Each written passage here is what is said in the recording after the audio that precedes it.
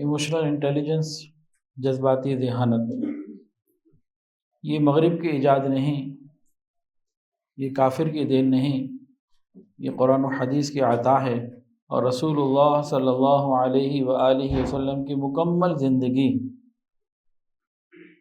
Emotional intelligence کی ایک آئینہ ہے۔ آج ہم اس کو سمجھتے ہیں۔ ایموشنل انٹیلیجنس یہ وہ صفت ہے جس میں زبان کم بولتی ہے اور اس کے اثرات زندگی کے اوپر بہت زیادہ آتے ہیں۔ یہ ایک ایسی صلاحیت ہے جو تعلقات کو بدل دیتی ہے، فیصلوں کو سنوار دیتی ہے، غصے کو رحم کے اندر تبدیل کر دیتی ہے، اور یہ ایک ایسی خوبصورت صلاحیت ہے جو اختلاف کو اتحاد میں تبدیل کر دیتی ہے۔ اور یہ جتنے بھی جملے میں نے ابھی بولے ہیں، یہ سب نبی علیہ الصلوۃ والسلام کی تعلیمات ہی کا ایک نظر ہے، ایک وہ ہے۔ لیکن آج کی جدید جو سائنس ہے، جو ایموشنل انٹیلیجنس کے اوپر ریسرچ کر کے لوگ لکھ رہے ہیں، وہ جس بھی ایموشنل انٹیلیجنس کی بہترین سے بہترین صلاحیت پر جاتے ہیں، وہ 1400 سال پہلے نبی نے کی ہوئی ہے۔ پوری محنت کر کے جہاں پہنچتے ہیں تو نبی کے قدموں سے آگے نہیں بڑھ سکتے۔ وہ ایموشنل انٹیلیجنس، جذباتی ذہانت، انسان عقل اور جذبات کا مجموعہ ہے۔ انسان عقل اور جذبات کا مجموعہ ہے، صرف عقل کافی نہیں۔ اللہ رب العزت نے انسان کو صرف عقل نہیں دی، جذبات بھی دیے۔ محبت، غصہ، خوف، خوشی، غم، غیرت، عفو و درگزر، یہ کیا ہیں؟ یہ سب جذبات ہیں، اور یہ سب ہر وقت ہمارے ساتھ ہیں۔ یہ جذبات نعمتیں ہیں۔ ان جذبات کا صحیح استعمال ہی اصل کامیابی ہے۔ جذبات اگر بے لگام ہوں، یہ دو لائنیں بہت اہم ہیں۔ جذبات اگر بے لگام ہوں تو انسان درست بات بھی غلط انداز میں کہہ کر معاملے کو بگاڑ دیتا ہے۔ دوبارہ میں کہتا ہوں، جذبات اگر بے لگام ہوں تو انسان صحیح بات بھی غلط انداز سے کہہ کر معاملے کو بگاڑ دیتا ہے، اور جذبات اگر سنبھلے ہوئے ہوں تو انسان مشکل ماحول میں بھی خیر کا دروازہ کھول لیتا ہے۔ آگے اس کے حوالے سے سیرت کے واقعات انشاءاللہ تعالی آئیں گے۔ آج کے زمانے میں ٹیکنالوجی تو بہت زیادہ ہے، مادی وسائل بھی بہت زیادہ ہیں، لیکن سکون نہیں۔ اس کی کئی وجوہات میں جو ایک بہت بڑی وجہ ہے، وہ جذبات پر کنٹرول نہیں رہا۔ جذبات پر کنٹرول نہیں رہا۔ غصہ جلدی آ جاتا ہے، رائے کا اختلاف برداشت نہیں ہوتا، دوسرے کی بات کو توجہ کے ساتھ سننے کا حوصلہ ختم ہو چکا، بچوں کے اندر ماں باپ کو سمجھنے کا جذبہ، والدین کے اندر اولاد کو سمجھنے کا جذبہ، یہ ختم ہو چکا۔ میاں بیوی کے مسائل بھی اسی وجہ سے بہت زیادہ بڑھ جاتے ہیں، اور جذبات کو نہ سمجھنے کی وجہ سے ادارے کے اندر ٹیم ورک باقی نہیں رہتا، وہ بھی متاثر ہو جاتا ہے۔ تو جتنے بھی مسائل ابھی ذکر کیے، اور اس طرح کے اور بہت سارے مسائل، ان سب کی جڑ کیا ہے؟ ایموشنل انٹیلیجنس کو اپلائی نہ کرنا، جذباتی ذہانت کو نہ سمجھنا اور نہ عمل کرنا۔ تو آج ہم ذکر کریں گے کہ جذبات کیسے کام کرتے ہیں، انسان کے اندر غصہ کیوں پیدا ہوتا ہے، کسی کی بات دل پر کیوں لگ جاتی ہے، اور انشاءاللہ تعالی ہم سیکھیں گے کس طرح جذبات کو کنٹرول کر کے اپنی شخصیت کو طاقتور بنایا جا سکتا ہے۔ کیسے طلباء، علماء، اساتذہ، والدین، سب لوگ اپنی شخصیت کو طاقتور کر سکتے ہیں۔ یاد رکھیے، جذبات ہمارے دشمن نہیں، جذبات کا غلط استعمال ہم اپنے آپ سے دشمنی شروع کر دیتے ہیں، خود سے دشمنی کروا دیتا ہے۔ یہ جذبات ہمارے دشمن نہیں ہیں، لیکن جذبات کا غلط استعمال ہم اپنے آپ سے دشمنی شروع کر لیتے ہیں۔ ایموشنل انٹیلیجنس یہ ہے کہ ہم جذبات کی ڈور اپنے ہاتھوں میں رکھیں۔ ایموشنل انٹیلیجنس کیا ہے؟ کہ ہم اپنے جذبات کی ڈور، لگام اپنے ہاتھوں میں رکھیں، کنٹرول اپنے ہاتھوں میں رکھیں۔ جیسے گھوڑا طاقتور ہو، اعلیٰ نسل کا ہو، اس وقت تک وہ کام کا ہے جب تک کہ سوار کے کنٹرول میں ہے، لگامیں کنٹرول میں ہیں۔ یہی گھوڑا اگر بے لگام ہو جائے تو پھر بڑے بڑے حادثے ہو جاتے ہیں۔ حضرت جی رحمۃ اللہ علیہ کے سامنے ایک مرتبہ میں ہارس رائڈنگ کر رہا تھا، تو کچھ آتی بھی تھی ٹوٹی پھوٹی۔ اس دن کیا ہوا کہ میرے پاس جاگرز نہیں تھے، عام سادہ چپل تھی، اور میں نے چمڑے کے جو موزے ہوتے ہیں نا جو سردیوں میں پہنتے ہیں وہ پہنے ہوئے تھے۔ اب وہ چمڑا نیچے چپل، اب میں بیٹھ گیا۔ انہوں نے کہا چھوٹا ہلکا گھوڑا جو کم اسپیڈ والا تھا وہ دیا۔ میں نے کہا نہیں، مجھے وہ جو سب سے بہتر ہے وہ دے۔ کہا جی چلا لیں گے؟ میں نے کہا جی انشاءاللہ تعالی۔ اب کیا ہوا، اب وہ تو دوڑا، میں نے بچانے کی کوشش، اس کو مطلب لگام کو کھینچا لیکن پاؤں سلپ ہو گیا، پاؤں رکاب پہ کنٹرول ہی نہیں ہوا، اس گھوڑے نے مجھے نیچے پھینک دیا۔ حضرت جی رحمۃ اللہ علیہ موجود تھے اور لوگ موجود تھے، گروپ پورا میں ماشاءاللہ جماعت کے ساتھ گیا ہوا تھا۔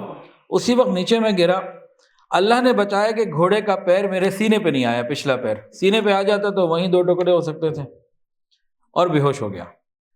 بے ہوش ہونے کے بعد جب تھوڑی دیر بعد ہوش آیا تو میموری جا چکی تھی۔ مجھے نہیں پتا تھا میں یہاں کیوں آیا ہوں، کیسے آیا ہوں۔ دیکھتا رہا، اپنی گاڑی نظر آئی، گاڑی تو میری ہے، یہاں کیوں آئی؟ حضرت کو دیکھا، یہ تو حضرت ہے، میں یہاں کیوں آیا ہوں، کب آیا ہوں؟ پھر حضرت قریب آئے اور لوگ آئے تو پھر بات چیت ہوئی، تو کوئی 15-20 منٹ کے بعد جو ہے نا مجھے یاد آیا کہ کیا یہ آدھے گھنٹے میں کچھ وقت لگا، اور باقی جو میں نے نہیں دیکھا وہ کیا تھا کہ میں گرا ہوا ہوں۔ تقریباً لوگوں نے سمجھ لیا تھا کہ موت ہو چکی ہے، میری زبان سے منہ سے جھاگ آنے شروع ہو گئے تھے۔ تو ہارون صاحب جو ہیں وہ ساتھ تھے اس زمانے میں، وہ ساتھ ہوا کرتے تھے، تو انہوں نے مجھے کہا کہ ہم سب یقین کر چکے تھے کہ بس آخری وقت آ چکا ہے۔ پھر اللہ کی تعالیٰ کی طرف سے رحمت ہوئی اور دوبارہ ایک خیر ہو گئی، پھر میموری بھی واپس آ گئی۔ جب لاہور آیا تو یہاں ایک ڈاکٹر نے ان کو بتایا، انہوں نے کہا چونکہ آپ کی میموری چلی گئی تھی اس لیے آپ کا MRI دماغ کا ہونا ضروری ہے کہ کوئی ایسی چیز نہ رہ جائے، تسلی ہو جائے۔ پھر وہ بھی کروا لیا الحمدللہ، تو ہر چیز ٹھیک تھی۔ تو یہ واقعہ اچانک یاد آ گیا کہ یہ جذبات اگر بے لگام ہو جائیں تو پھر کچھ بھی ہو سکتا ہے، جیسے گھوڑا بے لگام ہو جائے تو کچھ بھی ہو سکتا ہے۔ تو جذبات کے گھوڑے کو کنٹرول میں رکھنا یہی ایموشنل انٹیلیجنس ہے۔ ایک سوال آپ سے کرتا ہوں، ہم اپنی پوری زندگی کے فیصلوں پہ نظر ڈالیں، یا چلیں ایک دن کے فیصلے پہ ہی نظر ڈال لیں، ہم اپنے فیصلے عقل سے کرتے ہیں یا جذبات سے؟ ہم اپنے فیصلے عقل سے کرتے ہیں یا جذبات سے؟ ہم عام طور سے جذبات سے زیادہ فیصلے کرتے ہیں، عقل سے فیصلے ہم کم کرتے ہیں۔ ہمارے اکثر فیصلے جذبات کے کسی جذبے کے تحت ہوتے ہیں۔ اب اگر ہم اتنی اہم چیز کو کنٹرول نہ کریں اور اس کو نہ سمجھیں تو زندگی میں کامیابی نہیں ہو سکتی، اور اپنی مرضی کی زندگی، اچھی زندگی نہیں گزار سکتے۔ اسی لیے کہا یہ جاتا ہے کہ انسان فیصلہ تو عقل سے کرے لیکن فیصلہ کرنے کا حوصلہ جذبات سے لے۔ انسان اپنے فیصلے عقل سے کرے لیکن فیصلہ کرنے کا جو حوصلہ ہے، جو قوت ہے، جو وہ انسان جذبات سے حاصل کرے۔ تو جذبات میں بہت طاقت ہوتی ہے لیکن اس کو صحیح رخ دینا یہ پھر عقل سے آئے گا۔ اب جذبات کا کردار کیا ہے؟ ہم ایک دن میں کتنے فیصلے کرتے ہیں؟ کب بولنا ہے، کس سے کیا بات کرنی ہے، کہاں سختی کرنی ہے، کہاں نرمی کرنی ہے، کس بات پر صبر کرنا ہے، کس بات کے اوپر احتجاج کرنا ہے، کب رونا ہے، کب مسکرانا ہے۔ یہ سب کام ہمارے دن بھر ہوتے ہیں، اور اس طرح کے کئی کام تو عقل نہیں چلاتی، جذبات کنٹرول کر رہے ہوتے ہیں۔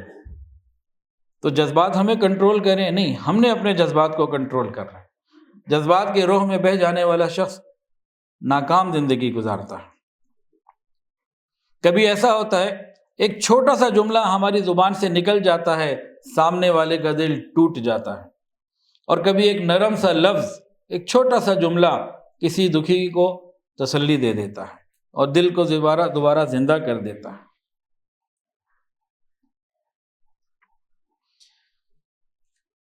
مسئلہ یہ ہے کہ ہمیں اپنے جذبات کا علم نہیں ہوتا، اپنی پوزیشن کا، جذباتی کیفیت کا علم نہیں ہوتا، جس کی وجہ سے ہم مختلف نقصان کر بیٹھتے ہیں۔ ہمیں اس بات کو سمجھنے کی ضرورت ہے کہ اس وقت جو میں فیصلہ کر رہا ہوں یہ کس کیفیت کے تحت کر رہا ہوں۔ جس کو یہ چیز آ گئی اس کے معاملات سارے آسان ہو گئے۔ اگر ہم موقع کے حساب سے اپنے الفاظ کو، اپنے لہجے کو اور اپنے رد عمل کو ایڈجسٹ نہیں کرتے تو رشتے بھی ٹوٹتے ہیں، اور بات چھوٹی ہوتی ہے بڑھ جاتی ہے، دل دکھ جاتے ہیں، غلط فیصلے ہو جاتے ہیں، اور زندگی میں بے سکونی ہو جاتی ہے۔ اب یہ جذبات ہیں، یہ نعمت ہے یا زحمت؟ جذبات نعمت ہیں یا زحمت؟ جذبات دو دھاری تلوار کی مانند ہیں، اگر یہ قابو میں ہوں تو سراسر نعمت، اگر یہ قابو میں ہوں تو سراسر نعمت، اگر یہ بے قابو ہوں تو سراسر نقصان۔ تو جذبات دو دھاری تلوار کی مانند ہیں۔ جذبات وہ گھوڑا ہے جو انسان کو کامیابی کی بلندی تک بھی پہنچا سکتا ہے اور بربادی کی گھاٹی میں بھی کھائی میں بھی گرا سکتا ہے۔ ایموشنل انٹیلیجنس کو حدیث میں کہاں کہاں آیا، بلکہ یوں دیکھیے کہ کہاں کہاں نہیں آیا۔ نبی علیہ السلام نے فرمایا کہ قوی، طاقتور وہ شخص نہیں جو ریسلنگ میں دوسرے کو نیچے گرا دے، بلکہ طاقتور وہ ہے جو غصے کے وقت اپنے جذبات پہ کنٹرول کرے۔ یہی ایموشنل انٹیلیجنس ہے۔ اسی لیے میں نے شروع میں عرض کیا تھا کہ ایموشنل انٹیلیجنس یہ مغرب کی دین نہیں ہے، یہ 100% قرآن و حدیث کی دین ہے۔ تو غصے پہ جو کنٹرول کر لے یہ ہے کامیاب انسان۔ آج ہمارے بحران بہت ہیں۔ ایک بہت بڑا بحران جذبات پہ کنٹرول کا نہ ہونا ہے۔ جذبات پہ ہمارا کنٹرول نہیں۔ یاد رکھیے، بہت سارے گھروں میں یا اداروں میں یا مختلف جگہوں پر جھگڑے علم کی کمی کی وجہ سے نہیں ہوتے، بلکہ جذبات کنٹرول نہ کرنے کی وجہ سے ہوتے۔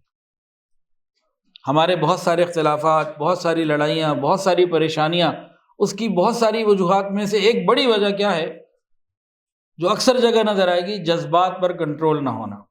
علم، ڈگری، مال، پیسہ، حسن، خوبصورتی، تعلقات، یہ سب پیچھے، جذبات پر کنٹرول نہ رہنا بہت سارے نقصانات ہوتے ہیں۔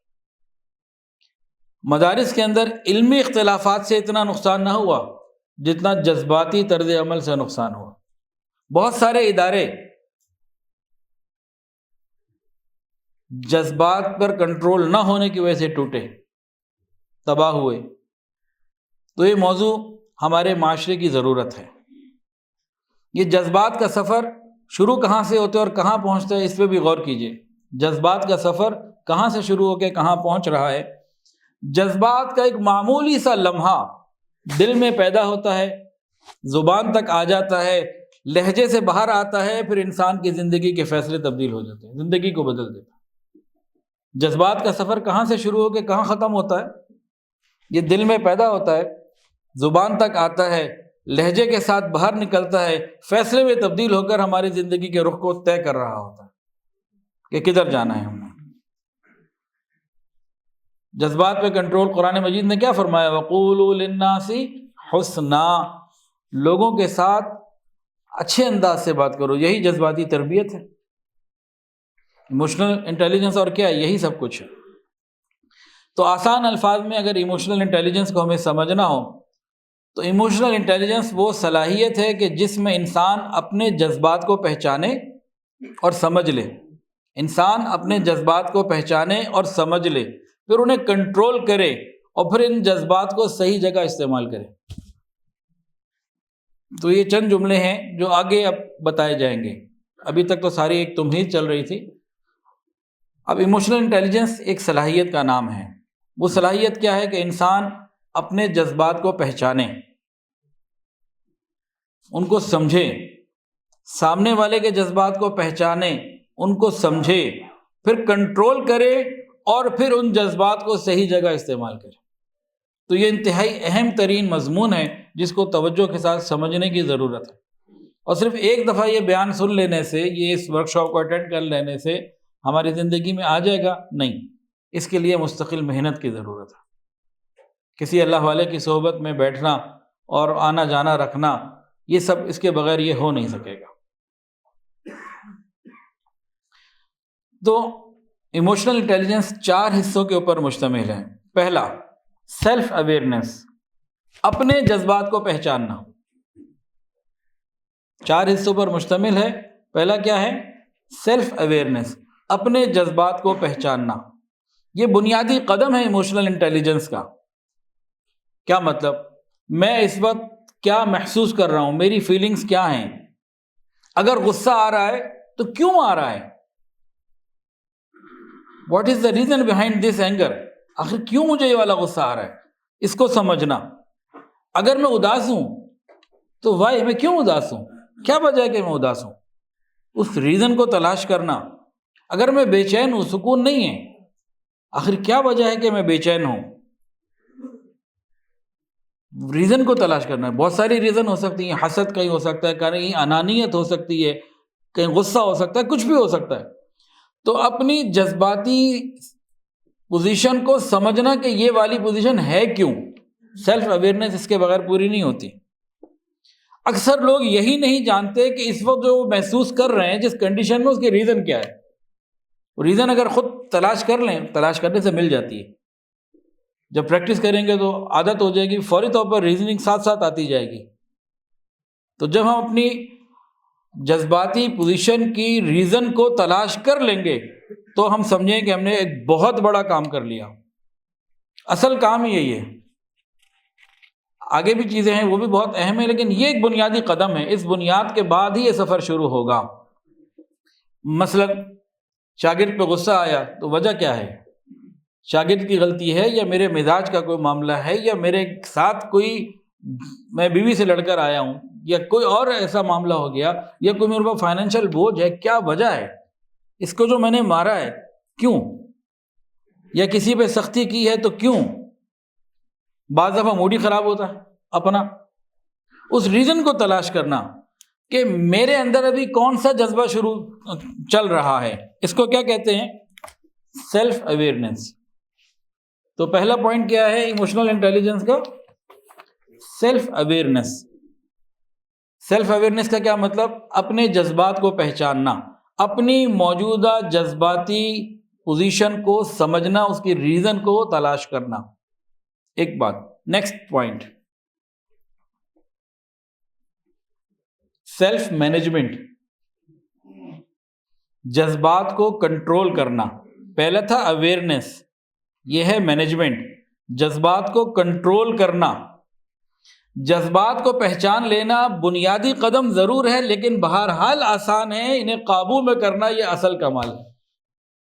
جذبات کو پہچان لینا ایک بنیاد ضرور ہے، لیکن بہرحال آسان ہے اس والے اسٹیپ سے کہ جذبات کو کنٹرول کر لینا، یہی کمال ہے۔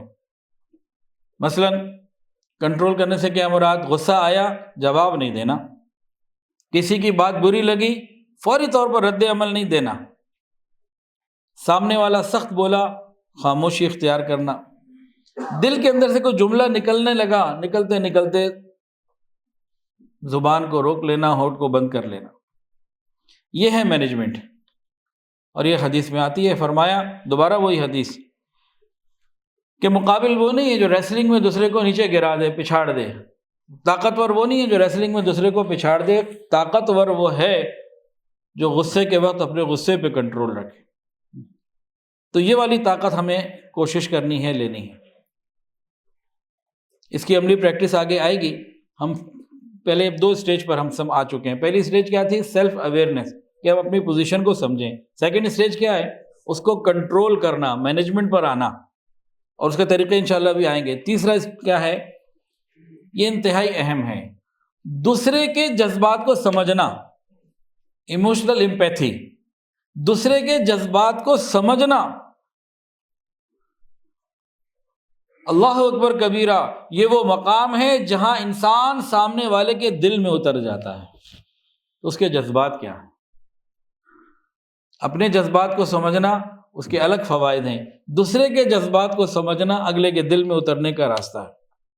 بچوں کے جذبات کو سمجھنا، بیوی کے دل کے احساس کو سمجھنا، ملازم یا کولیگ کی اس کی ذہنی تھکن کا اندازہ لگا لینا، مجلس میں بیٹھے ہوئے کسی شخص کی ذہنی کیفیت کو سمجھ لینا، اندازہ کر لینا۔ جب ہم ان چیزوں کے اوپر بھی غور کریں گے تو کیا ہوگا، ہم لوگوں کے دلوں میں اتر جائیں گے۔ اور یہ چیزیں علم سے نہیں آتی، فقط علم سے نہیں آتی، یہ احساس سے آتی ہیں۔ ان چیزوں کا تعلق علم سے زیادہ احساس کے ساتھ ہے۔ اور نبی کریم صلی اللہ علیہ وآلہ وسلم کی مبارک زندگی میں یہ کوالٹی بہت زیادہ تھی، بہت زیادہ تھی۔ کوئی بوڑھا آتا آپ احترام کر لیتے، کوئی یتیم آتا سر پہ ہاتھ پھیر دیتے، کوئی عورت آ کے شکایت کرتی توجہ سے بات کو سن لیتے، کوئی ٹوٹے ہوئے دل کی شکایت لے کر آتا تسلی بھرے الفاظ دے دیا کرتے۔ دوسرے کے جذبات کو سمجھنا۔ چوتھی بات، ریلیشن شپ مینجمنٹ، تعلقات کو سنبھالنا۔ یہ چوتھا اور آخری اس کا پوائنٹ ہے، تعلقات کو سنبھالنا، ریلیشن شپ مینجمنٹ۔ کیا مطلب؟ جب اپنے جذبات بھی سنبھال لیے، جب اپنے جذبات کو پہچان لیا، دوسرے کے جذبات کو سمجھ لیا، اپنے جذبات کو کنٹرول کر لیا، اب کیا کرنا ہے؟ خوبصورتی سے رشتہ داری کو، تعلق کو نبھانا ہے، ریلیشن کو ضائع نہیں ہونے دینا، مینجمنٹ ایسی رکھنی ہے۔ اب اس میں کیا چیزیں کام آتی ہیں؟ ریلیشن شپ مینجمنٹ میں کیا کام آتا ہے؟ نرم گفتگو، صلح جوئی، معافی مانگنا، دلوں میں جگہ بنانا، اپنے دل کے غصے کو ٹھنڈا کرنا، تعلقات کو الجھنے سے بھی بچانا اور ٹوٹنے سے بھی بچانا، ٹیم ورک، محبت دینا اور حوصلہ افزائی، یہ سب چیزیں یہ ریلیشن شپ مینجمنٹ ہے۔ اور ماشاءاللہ علماء بیٹھے ہیں نیچے، اوپر پردے میں مستورات معلمات بیٹھی ہیں، آپ دیکھیے کہ ساری چیزیں جو آج ایموشنل انٹیلیجنس والوں نے محنت کر کے بنائی ہے، ہر چیز کے پیچھے تو کوئی حدیث ہے۔ تو یہ ان کی ریسرچ نہیں ہے، یہ 1400 سال پہلے سے سلسلہ چلا آ رہا ہے۔ ابھی تک کی ہماری جو بات ہوئی ان 4 پوائنٹس میں رہتے ہوئے، اس کا خلاصہ کیا ہے؟ ایموشنل انٹیلیجنس کا خلاصہ کیا ہے؟ بہت خوبصورت جملہ ہے، میں عرض کرنے لگا ہوں۔ عقل ہمیں بتائے کہ کیا درست ہے اور جذبات بتائیں کہ کیسے کرنا ہے۔ ایموشنل انٹیلیجنس کا خلاصہ کیا بنے گا؟ چند الفاظ میں، کہ ہماری عقل ہمیں بتائے کہ کیا صحیح ہے اور جذبات بتائیں کہ کیسے کرنا ہے۔ اگر جذبات قابو میں نہ ہو تو عقل پھر ہاتھ سے نکل جاتی ہے اس وقت۔ تو عقل بھی ضروری ہے اور جذبات بھی ضروری ہیں۔ اسلام نے ہمیں کیا سکھایا؟ صبر، تحمل، حسن کلام، اس طرح کی تمام چیزیں، یہ ساری کی ساری ایموشنل انٹیلیجنس یا ایموشنل کوشنٹ کی بہترین چیزیں ہیں۔ غصے پر قابو پانا، یہ ایموشنل انٹیلیجنس کے اندر بہت اہم ہے، اینگر کنٹرول، اینگر مینجمنٹ۔ لیکن یہ انہوں نے نہیں تلاش کیا، یہ تو 1400 سال پہلے کا ہے۔ نبی اللہ تعالیٰ نے کیا فرمایا؟ وَالْكَاظِمِينَ الْغَيْظَ، اور وہ لوگ جو غصے کو پی جاتے ہیں۔ یعنی غصہ آنا برا نہیں، غصے کو غلط جگہ استعمال کرنا برا ہے، یہی ایموشنل کنٹرول ہے۔ اس آیت میں ایموشنل کنٹرول کی ترغیب دے دی گئی۔ اگلا حصہ کیا ہے؟ وَالْعَافِينَ عَنِ النَّاسِ، اور لوگوں کو معاف کر دینا۔ یہ کیا ہے؟ اب میں 4 چیزیں آپ کو بتائی تھیں۔ وَالْعَافِينَ عَنِ النَّاسِ کس میں آئے گا؟ سیلف اویئرنیس میں آئے گا، مینجمنٹ میں آئے گا، یا ریلیشن شپ مینجمنٹ میں آئے گا؟ کہاں آئے گا؟ ہاں جی، وَالْعَافِينَ عَنِ النَّاسِ، لوگوں کو معاف کر دینا، یہ کیا ہے؟ یہ ریلیشن شپ مینجمنٹ ہے، اور سیدھی سیدھی بات ہے۔ اور واللہ یحب المحسنین، تو یہ سب یہ اللہ تعالیٰ نے موٹیویشن دے دی کہ بھئی میں محبت کرتا ہوں ان سے۔ ایموشنل انٹیلیجنس کے اندر گفتگو کو نرم سکھانا، نرم طریقے سے کرنا، یہ سکھایا جاتا ہے۔ ارے بھائی، نرمی اور نرم گفتگو یہ نبی علیہ السلام کی سنت ہے، قرآن کا حکم ہے۔ نبی علیہ السلام نے فرمایا، قرآن مجید کی آیت بتائی، وَقُولُوا لِلنَّاسِ حُسْنًا، لوگوں سے اچھے انداز میں بات کیا کرو۔ یہ جو ہے نا وَقُولُوا لِلنَّاسِ حُسْنًا، کیا صرف الفاظ ہی اچھے ہوں، یا باڈی لینگویج اور چہرے کے تاثرات اور لہجہ یہ بھی اچھا ہو؟ وقولوا للناس حسنا میں ہر وہ چیز آ جاتی ہے جہاں جہاں حسن کی ضرورت ہے، کلام کے حسن کی، الفاظ بھی، لہجہ بھی، باڈی لینگویج بھی، سارا کچھ اس میں آ جاتا ہے۔ ایک چھوٹی سی یہ آیت کا حصہ ہے لیکن اس کے اندر بہت بڑی گہری چیزیں چھپی ہوئی ہیں۔ اب یہ کیا ہے؟ Emotional intelligence in communication. آج کی جو ماڈرن جو ٹرمنالوجی ہے وہ یہ ہے، اور 1400 سال پہلے وقولوا للناس حسنا۔ اب یہاں ایک بات اور کر دوں، اب یہی باتیں یہ چند میں انگلش کے الفاظ استعمال نہ کروں اور روایتی انداز سے صرف حدیث بیان کر دوں تو ہمارا جو جدید طبقہ ہے وہ اس کو اچھے طریقے سے سننا بھی پسند نہیں کرے گا۔ ہمیں اس چیز کو بھی سمجھنے کی ضرورت ہے۔ رسول اللہ صلی اللہ علیہ وآلہ وسلم نے ارشاد فرمایا، نرمی جس چیز میں بھی ہوتی ہے اسے مزین کر دیتی ہے، اور جس سے نرمی نکال دی جس چیز سے نرمی نکل جاتی ہے اس کو بدنما بنا دیتی ہے۔ تو مزاج کی نرمی یہ ہمیں اپنانی ہے۔ اب کچھ واقعات بھی سن لیجئے۔ ہم نے ابھی تک جو ہے وہ چند تھیوری کی باتیں سنی ہیں، لیکن ہم نبی علیہ السلام کی زندگی میں ایموشنل انٹیلیجنس کے حوالے سے کچھ واقعات بھی سن لیں۔ یہ سارے واقعات وہ ہیں جو آپ لوگوں نے سنے ہوئے ہوں گے، پہلی دفعہ نہیں ہوں گے، لیکن اب ہم نے ان واقعات کو ایموشنل انٹیلیجنس کی عینک سے دیکھنا ہے۔ جب آپ ان چند واقعات کو ایموشنل انٹیلیجنس کی عینک سے دیکھنا شروع کر دیں گے تو پھر اس کے بعد میری درخواست یہ ہے کہ اس کھڑکی کو بند نہیں ہونے دینا۔ نبی علیہ السلام کے واقعات، صحابہ کرام کے واقعات، ازواج مطہرات کے واقعات، ان سب کو آپ نے ایموشنل انٹیلیجنس کی عینک سے دیکھنا ہے، پھر دیکھیں کیسے تبدیلی آ جائے گی۔ اب ہم چلتے ہیں نبی علیہ السلام کے واقعات کے اوپر۔ ایموشنل انٹیلیجنس کی اگر کہیں کوئی مثالیں ملتی ہیں تو نبی علیہ السلام کی زندگی میں جو ملتی ہیں اس کہیں اور مل نہیں سکتی۔ طائف کا واقعے کو دیکھ لیجئے،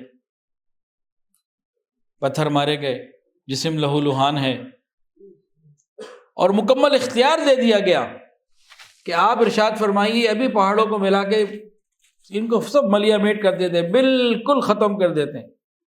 لیکن نبی علیہ السلام نے کیا کیا؟ آپ نے فرمایا کہ نہیں، میں امید رکھتا ہوں کہ ان کی نسلوں سے اللہ تعالیٰ ایسے بندے پیدا کر دے گا جو اللہ تعالیٰ کی عبادت کریں گے۔ یہ ایموشنل انٹیلیجنس کی انتہا ہے، جذبات پر کنٹرول کی انتہا ہے۔ اور یہیں اس کے اندر ضمن میں ایک بات اور بھی عرض کر دوں، یہ اگر ہمیں بات سمجھ میں آ گئی ہماری زندگی کا رخ متعین ہو، بہترین ہو جائے گا۔ آگے بھی آئے گی لیکن یہاں بھی عرض کر دیتا ہوں،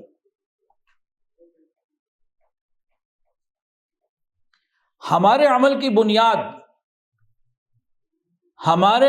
بنیاد دوسرے کا عمل نہیں ہونا چاہیے۔ ہمارے عمل کی بنیاد دوسرے کا عمل نہیں ہونا چاہیے، اللہ کا حکم اور نبی کا طریقہ ہونا چاہیے۔ ہمارا رد عمل دوسرے بندے کے عمل کا رد عمل نہ ہو، اللہ اور اس کے رسول کی چاہت ہو۔ اکثر ہم یہ بھی غلطی کرتے ہیں کہ ہمارا رد عمل دوسرے کے عمل کی بنیاد پر ہوتا ہے۔ یہ سنت نہیں ہے، یہ ایموشنل انٹیلیجنس نہیں ہے، یہ کامیاب زندگی نہیں ہے۔ کامیاب زندگی یہ ہے کہ دوسرے نے اچھا کیا، برا کیا، ہم نے وہ کرنا ہے جو اللہ اور اس کے رسول نے کہا ہے۔ یہی جذبات پہ کنٹرول ہے اور یہی ہمیں سکھایا گیا۔ ایک بدو آئے، مسجد میں پیشاب کر دیا، صحابہ پریشان ہو گئے، کچھ کہنے لگے، نبی علیہ السلام نے رک دیا، ٹھہر جاؤ، اب تو شروع کر چکا ہے۔ بعد میں اس کو اچھے طریقے سے سمجھا دیا کہ بھئی یہ مسجد ہے، یہاں ایسا کام نہیں ہو سکتا، اور صحابہ سے کہا بھی صاف کر دو، پاک کر دو۔ تو ایک جذبات بنے نا سب کے، اس کو کنٹرول کر لیا کہ نہیں، آگے چلو۔ پھر قرآن مجید کے اندر ایموشنل کنٹرول کے حوالے سے کیا کچھ بتایا گیا؟ فرمایا وَلَا تَمْشِ فِي الْأَرْضِ مَرَحًا، اکڑ کے نہ چلو، جذبات پہ کنٹرول ہے نا۔ اور وَغْضُضْ مِنْ صَوْتِكَ، اپنی آواز کو ہلکا رکھو، یہ بھی جذبات پہ کنٹرول ہے۔ یہ سب ایموشنل انٹیلیجنس کے اصول ہیں۔ میں پھر کہتا ہوں یہ کافروں کی دین نہیں ہے کہ چال میں غرور نہ ہو، اکڑ نہ ہو، عاجزی ہو، آواز اور لہجہ کنٹرول ہو، وقولوا للناس حسنا ہو، یہی سب کچھ تو چاہیے۔ ایک شخص نبی علیہ السلام کے پاس آیا، آپ کی جناب جو ہے نا وہ چادر مبارک پکڑ لی، کھینچی، یہاں سے تکلیف ہوئی آپ کو، کہنے لگے کہ جو اللہ نے آپ کو مال دیا اس میں سے مجھے بھی دیں۔ یہ انتہائی گستاخی اور بدتمیزی تھی، لیکن ایک ایسا آدمی تھا جو غیر تربیت یافتہ تھا۔ صحابہ کو غصہ بھی آیا اس کے اس طرز عمل سے، لیکن نبی علیہ الصلوۃ والسلام کے چہرے کے اوپر سکون اور تحمل نمایاں رہا۔ آپ نے فرمایا کہ اس کو کچھ نہ کہو، جو کی ضرورت ہے اس کو دے دو، سامان وغیرہ جو بھی دینا تھا آپ نے دے دیا۔ پھر نبی کریم صلی اللہ علیہ وآلہ وسلم کے بارے میں آتا ہے کہ مسکراہٹ آپ کے چہرے پہ رہتی تھی۔ امی عائشہ صدیقہ رضی اللہ عنہ فرماتی ہیں کہ جب نبی علیہ السلام گھر میں داخل ہوتے تو مسکراتے چہرے کے ساتھ داخل ہوتے۔ یہ مسکراہٹ کیا ہے؟ بیسیکلی ایک ایموشنل ڈپازٹ ہے۔ آپ کسی سے مسکرا کے ملیں، محبت سے ملیں، آپ نے اس کے دل کے بینک کے اندر ایموشنل ڈپازٹ جمع کرا دیا۔ جب آپ سب سے محبت سے روز ملتے رہیں گے، روز آپ کا پازیٹیو ڈپازٹ جمع ہو رہا ہے، تو کبھی اگر غصہ آ گیا، کوئی بات ہو بھی گئی تو کچھ کم ہوگا، وہ مائنس میں نہیں چلے جائیں گے ہم۔ تو ایموشنل ڈپازٹ جمع کرانا یہ ایک الگ چیز ہے، یہ ہمیں کرتے رہنے کی ہر وقت ضرورت ہے۔ نبی علیہ الصلوۃ والسلام ہر ایک کو جہاں موقع ملتا ہے ایموشنل ڈپازٹ جمع کراتے ہیں۔ بچہ آیا، اس کو پیار سے سر پہ ہاتھ پھیر دیا، ایموشنل ڈپازٹ ہے۔ اس کے دل میں نبی علیہ السلام کے لیے اچھے جذبات بڑھ گئے۔ تو ایموشنل ڈپازٹ ہمیں ایک اپنا بینک اکاؤنٹ یہ بھی کھولنا چاہیے کہ لوگوں کے دلوں میں اپنا ایموشنل ڈپازٹ ہم بڑھاتے چلے جائیں۔ یہ سوشل ڈپازٹ بھی ہے، ایموشنل بھی ہے۔ نبی علیہ السلام نماز پڑھنے، حضرت حسن حسین رضی اللہ عنہ اگر اوپر آ گئے تو آپ نے سجدے کو لمبا کر دیا، یہ بھی ایموشنل ڈپازٹ ہے۔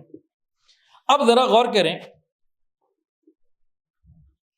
فتح مکہ کا موقع ہے، یہ ایموشنل ڈپازٹ کا ایک بہترین یہ واقعہ ہے، اور اس کو اگر ہم اپنی زندگی میں سمجھ کے لے آئیں، ان واقعات کو، اور ان کی روشنی میں زندگی کو خوبصورت کر لیں، تو یقیناً ہماری زندگی میں سکون اور وقار اور حلم اور بردباری آ جائے گی، اور یہ جنت کا راستہ ہے۔ یہ واقعات ذرا توجہ سے سنیے گا۔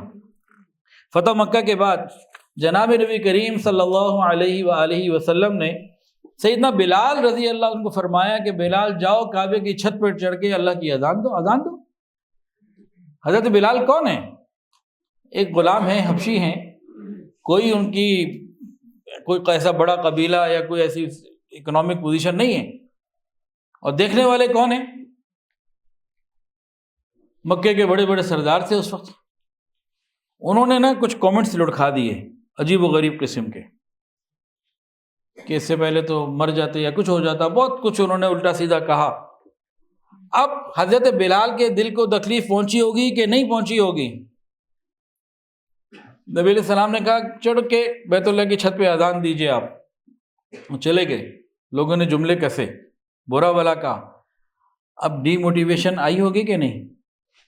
تکلیف دل میں دوسروں کے جملے کی آئی ہوگی کہ نہیں؟ بالکل آئی ہوگی۔ نبی علیہ الصلوۃ والسلام نے کیسے اس کا مرہم رکھا، فرمایا اے بلال آج اللہ تعالیٰ نے تمہیں عزت دی ہے۔ جو دوسروں کی طرف سے ڈی موٹیویشن کی فیلنگز آ رہی تھی وہ ایسے ایک جملے سے ختم ہو گئے، بلال آج تو اللہ نے تمہیں عزت دی۔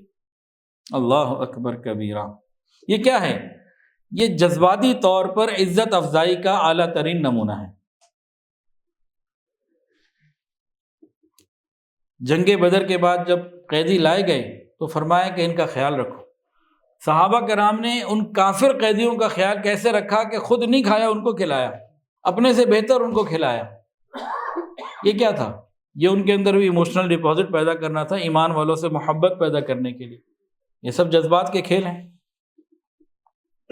نبی علیہ الصلوۃ والسلام نے ایموشنل ڈپازٹ کر کے سب کے دل جیتے، کسی پر احسان کر کے، کسی کے آنسو پوچھ کے، کسی کو عزت دے کے تو کسی کو معاف کر کے، کسی کو سینے لگا کے۔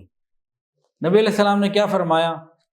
انما بعثت لاتمم مکارم الاخلاق او کما قال علیہ الصلوۃ والسلام، مجھے تو اخلاق کی تکمیل کے لیے بھیجا گیا ہے۔ مکارم اخلاق تو ہزاروں سال سے چلے آ رہے ہیں، اس کی تکمیل کے لیے، اس کی خوبصورتی بڑھانے کے لیے بھیجا گیا۔ حضرت جابر رضی اللہ تعالیٰ عنہ، یہ ایموشنل ڈپازٹس کے واقعات ہیں کہ کیسے لوگوں کو اپنے دلوں کو جوڑا۔ حضرت جابر رضی اللہ عنہ کے والد شہید ہو گئے غالباً احد میں۔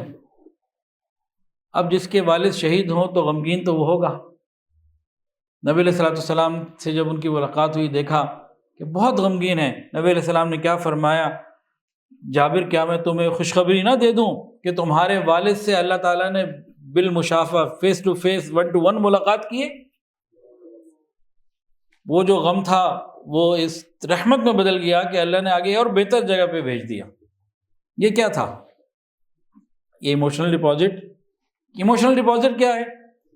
کسی کو احساس اہمیت دینا، کسی کو غم میں تسلی کے 2 بول بول دینا، کسی کو محبت سے لمس جو ہوتا نا نبی علیہ السلام کا، سر پہ ہاتھ پھیر دیا، کندھا تھپ تھپا دیا، کمر پہ ہاتھ رکھ دیا محبت کے ساتھ، اور دشمن کو معاف کر دینا، یہ سب چیزیں ہیں۔ اب اور ذرا گھریلو زندگی میں ایموشنل ڈپازٹ کے فائدے سنیں۔ ابھی اس عمرے کے سفر پہ نا تو ایک صاحب میرے پاس آئے، کہنے لگے میاں بیوی میں نا محبتیں نہیں بڑھ رہی، تو مسائل ختم ہی نہیں ہو رہے، بڑے مشکل مسئلے ہیں، کچھ بتائیں۔ اللہ کی طرف سے آیا، میں نے کہا بھائی شام کو عصر کے بیان میں آ جانا۔ واللہ العظیم ایموشنل ڈپازٹ پہ کبھی پہلے بیان نہیں کیا تھا، وہی حرم میں سوچتا رہا کیا کروں کیا کروں، 3-4 واقعات یاد آ گئے۔ وہ جب ان کو سنائے نا تو وہ جناب بڑے خوش ہو گئے۔ اب آپ کو سنانے لگا ہوں۔ اس کے بعد پھر واپس آ کے پھر میں نے ہمارے مفتی صاحب میں مفتی راشد محمود صاحب، ان سے درخواست کی کہ بھئی اس طریقے سے میں نے بیان کیا تھا، اور وہ تو جوڑ توڑ میں نے کر لی تھی جیسا، لیکن آپ چونکہ بہتر انداز سے کر سکتے ہیں، مفتی ہیں، تو آپ اس کو بہتر طریقے سے مجھے ڈیزائن کر کے دے دیجئے۔ پھر انہوں نے محنت کی اور اس پہ آپ کو وہی ان کی محنت آپ کے سامنے رکھ رہا ہوں۔ اب وہ واقعات کیا تھے ذرا غور کے ساتھ سنتے جائیے۔ حضرت فاطمہ الزہرا رضی اللہ تعالی عنہ اور امی عائشہ صدیقہ رضی اللہ تعالی عنہ، عمر بڑی آپس میں مناسبت تھی، عمر کے حساب سے نا بہت زیادہ گیپ نہیں تھا عمر کا، تو گھر میں رہتے ہوئے باتیں ہو جاتی ہیں نا۔ تو بی بی فاطمہ الزہرا رضی اللہ تعالیٰ عنہ نے ایک بات فرمائی، اصل میں دونوں بہت بڑے مقام کے لوگ ہیں، تو یہ بڑوں کی آپس کی باتیں ہیں، ہم چھوٹے تو سیکھنے کے لیے عرض کر رہے ہیں۔ تو انہوں نے ان کو کہا، بی بی فاطمہ نے، کہ آپ ابو بکر کی بیٹی ہوں، میں محمد کی بیٹی ہوں۔ آپ ابو بکر کی بیٹی ہیں، میں محمد کی بیٹی ہوں۔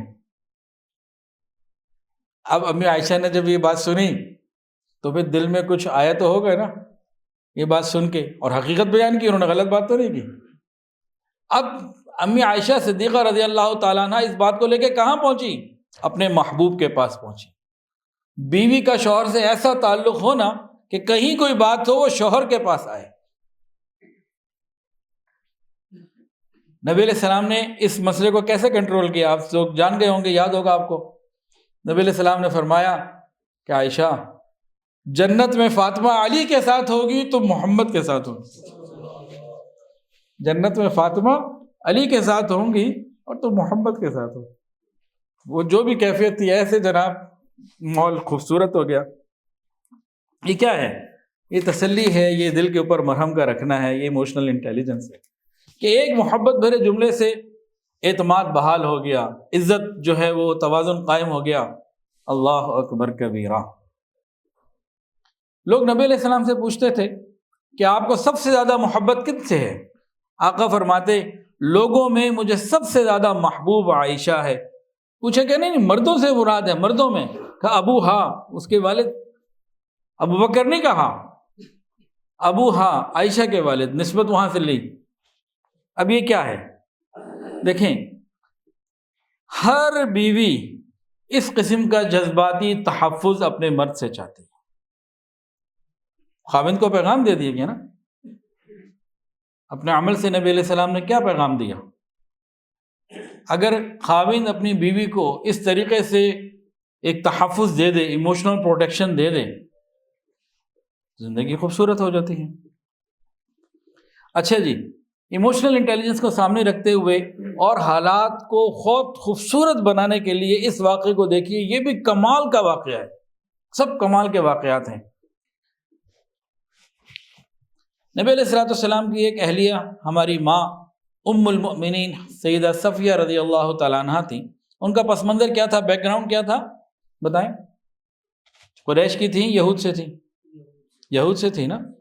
خیبر کے بعد وہاں کے ایک سردار کی بیٹی تھی، حیی بن اخطب یا کیا نام تھا اس کا. تو اس طریقے سے ان کا جو بیک گراؤنڈ تھا وہ یہودی تھا. اب جناب مسلمان ہو گئی، نبی علیہ السلام سے نکاح ہو گیا تو امہات المومنین میں سے شامل ہو گئیں. اب یہ امہات المومنین کہیں جمع تھیں، 2 4 3 کچھ جمع تھیں. تو سوکن کے ساتھ ایک تعلق غیرت کا ایک ہوتا ہے. تو آپس میں گھر میں سب بہت بڑے مقام کے لوگ ہیں. تو کہیں آپس میں کسی نے کہہ دیا کہ بھائی صفیہ آپ کا بیک جو ہے نا پس منظر جو ہے وہ تو یہودی ہے، تم تو ایک یہودی کی بیٹی ہو. کہ بھائی تمہارے والد تو ایک یہودی ہیں، تم تو ایک یہودی خاندان سے تعلق رکھتے ہو، یہودی کی بیٹی ہو. اب وہ مسلمان ہیں، مسلمان گھر میں، اور سب سے بڑے رسول کی گھر میں اہلیہ کے طور پر موجود ہیں. اب اس بات نے ان کو دل کو کچھ اوپر نیچے تو کیا ہوگا نا، اندر کچھ نہ کچھ بات پیدا ہوئی ہوگی. اسی جذبات کو لے کر نبی علیہ السلام کی خدمت میں آ گئی اور کہا کہ یوں مجھے آج جو ہے نا کسی نے کہا. تو نبی علیہ السلام نے کیا فرمایا؟ اللہ اکبر، فرمایا کہ بے شک تم ایک نبی کی بیٹی ہو، ایک کی بھتیجی ہو، ایک کی بیوی ہو. ایک کی بیٹی ہو، ایک کی بھتیجی ہو، ایک کی بیوی ہو. بیٹی کس کی؟ حضرت ہارون کی. ہارون علیہ السلام کی نسل میں تھی، ان کی بیٹی ہو گئی. حضرت موسیٰ علیہ السلام کی بھتیجی ہو گئی، بیوی میری ہو گئی، یعنی محمد رسول اللہ صلی اللہ علیہ وسلم. اب وہ جو جذباتی طور پر پوزیشن ڈاؤن ہو رہی تھی اور ایک کیفیت پیدا ہو رہی تھی، کتنی خوبصورتی سے آقا نے اس کو بالکل اعتماد کے، میں تو کہتا ہوں 7ویں آسمان پہ چڑھا دیا. اگلے نے نیچے، مطلب نیچے کیا نہیں.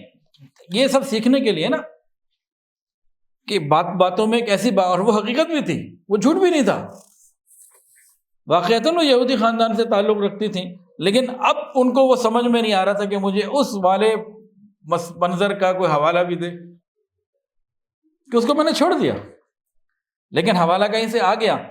اب نبی علیہ السلام باقیوں کو تو بلا کے ڈانٹ سکتے ہیں، ان کو شرم نہیں آتی، اس نے کلمہ پڑھا یہ بات کہی ہے، ان کو بھی نہیں کہا، کیونکہ آپ فطری جذبات اور تقاضوں کو سمجھتے ہیں، یہ باتیں ہو جاتی ہیں.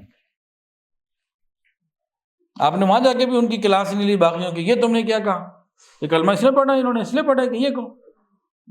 انسان ہے، باتیں ہوتی ہیں، اس کو کنٹرول کرنا ہوتا ہے، مینیج کرنا ہوتا ہے، چیزیں مکمل ہو جاتی ہیں. حضرت سودا رضی اللہ تعالی عنہا عمر رسیدہ تھیں.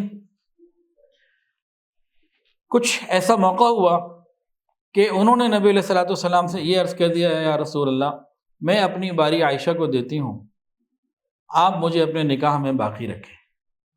کچھ حالات ایسے بنے، حضرت سودا رضی اللہ تعالیٰ عنہ بڑی عمر کی تھیں اور انہوں نے یوں نبی علیہ السلام سے عرض کیا، یا رسول اللہ صلی اللہ علیہ وآلہ وسلم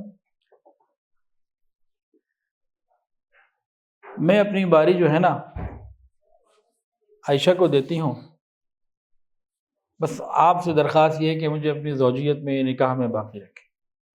نبی علیہ السلام نے کیا فرمایا؟ فرمایا کہ سودا نے یہ صرف اس لیے کیا کہ وہ قیامت کے دن میری بیویوں میں شامل رہیں. بخاری شریف کی روایت. ان کے اس عمل کی حوصلہ افزائی کی.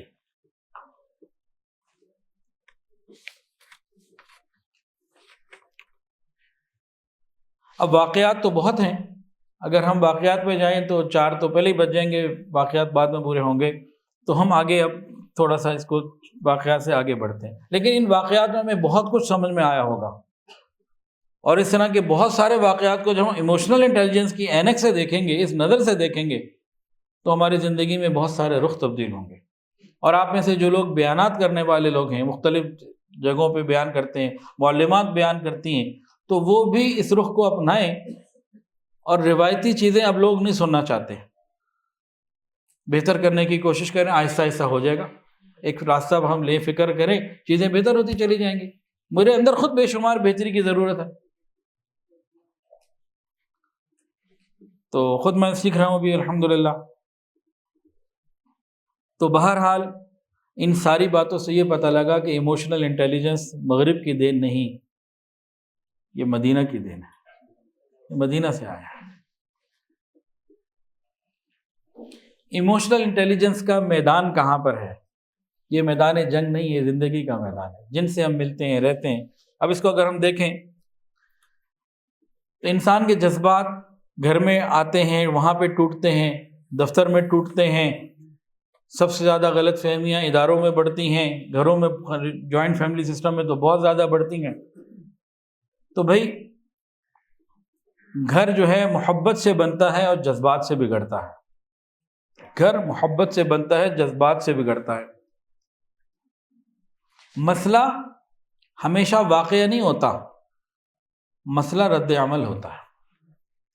بھئی یہ کیوں کیا، اس میں یہ کوئی واقعہ سنا دیتے ہیں، نہیں، مسئلہ ہمیشہ کوئی واقعہ نہیں ہوتا، مسئلہ عام طور سے رد عمل ہوتا ہے، کہ رد عمل ایسا برا ہوتا ہے کہ وہ اس واقعے کو پھر بہت سے بہت بگاڑ دیتا ہے۔ نبی علیہ السلام کے بھی تو کوئی مسائل آئے نا، ان مسائل کو خوبصورتی سے کور کرتے ہیں۔ اس کو سمجھنے کی ضرورت ہے۔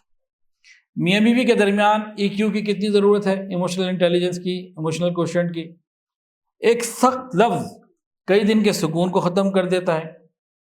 غلط فہمی گفتگو سے دور ہوتی ہے، کمیونیکیشن سے غلط فہمیاں دور ہوتی ہیں، اس کو کرنے کی ضرورت ہے۔ خاموشی اسے لمبا کر دیتی ہے۔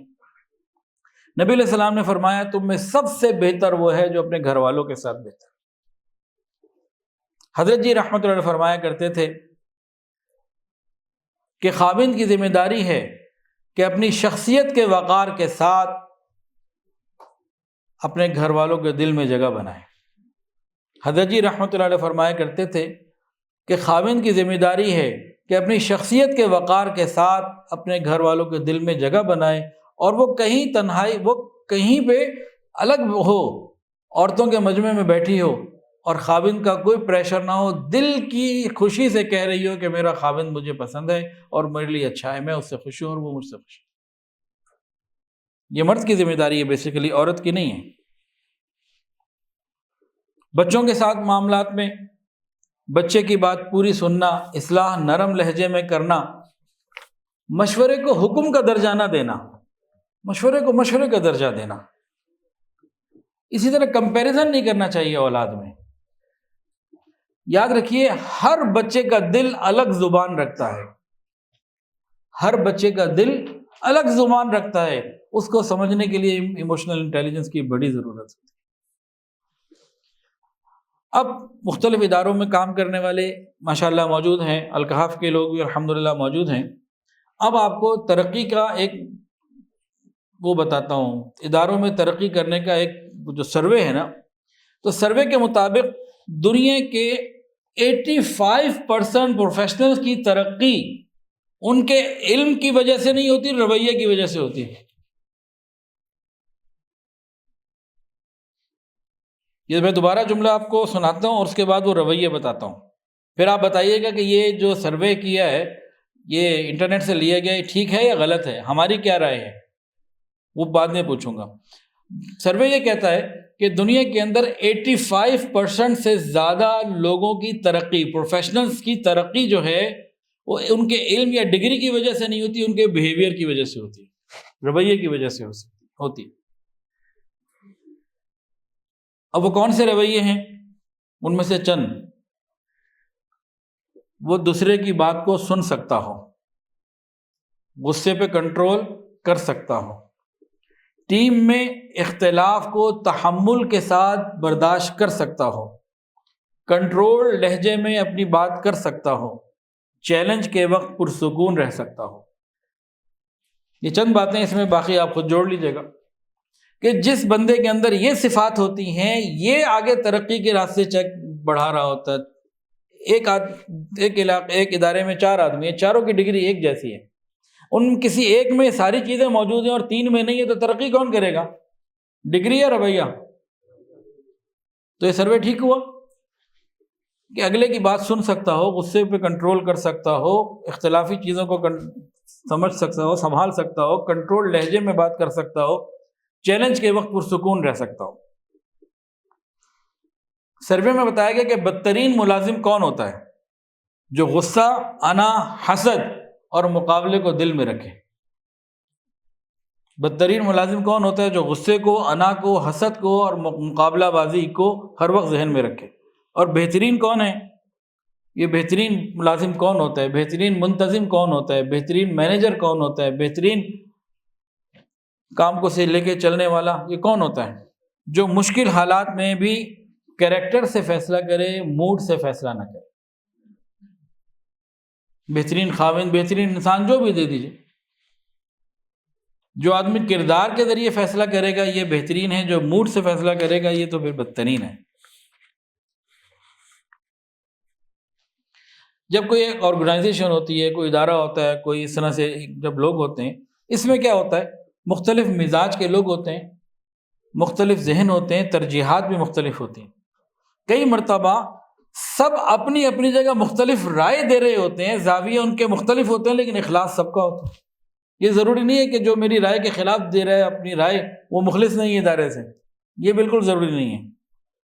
تو چھوٹی چھوٹی غلطیاں بڑی بڑی غلط فہمیاں بن جایا کرتی ہیں، تو وہاں بھی ایموشنل انٹیلیجنس کی ضرورت ہے۔ وہ کیا ہے کہ اختلاف کو دینی مزاج کے ساتھ لینا۔ ہر اختلاف دشمنی نہیں ہوتا، رائے دیتے وقت لہجے کو نرم رکھنا، فیصلے کرتے وقت اپنی انا کو پیچھے کر لینا۔ اب ایموشنل انٹیلیجنس ہم اپنے اندر کیسے لے کر آئیں؟